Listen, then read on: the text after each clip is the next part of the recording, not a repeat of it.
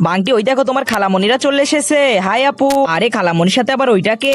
আরে এই রাজু, কেমন আছিস তোরা? হ্যাঁ খালামণি, আমি ভালো আছি। আরে এরা এখানে বসে থাক, আমি একটা কাজ করি, তাড়াতাড়ি করে গিয়ে আমার স্কুটিটা নিয়ে আসি।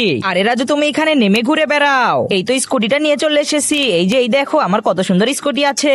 আরে তোমার গাড়িটা তো অনেক সুন্দর। আরে কি হলো, মেয়েটা ওদিকে তাকিয়ে আছে কেন? আরে রাজু, দেখতেছি ওর গাড়িটা নিয়ে এসেছে। এই রাজু তো আমার 12টা বাজিয়ে দিল, আমি তখন কিছুই বুঝতেছি না। আমি এখন আরেকটা কাজ করি, তাড়াতাড়ি করে গিয়ে আমার সানগ্লাসটা পরে আসি। এই তো পরে নিয়েছি। বাহ, আমাকে তো পুরো নায়কের মতো লাগতেছে। এখন আমি ওখানে যাব। আরে ওইটা আমি কি দেখতে পাইতেছি?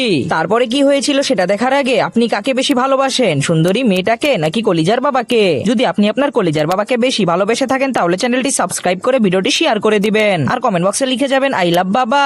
আর আপনি যদি কিছুই না করেন তাহলে আমি ভাববো আপনি সুন্দরী মেয়েটাকে পছন্দ করেন। আরে রাজু দেখি সানগ্লাস পরে আমার আগে এখানে চলে এসেছে, আর ওই মেয়েটাও দেখছি ভালোই মজা করতেছে ওর সাথে। দূর বাবা, আমার কিছুই ভাল লাগে না, আমি এখনই এখান থেকে চলে যাচ্ছি।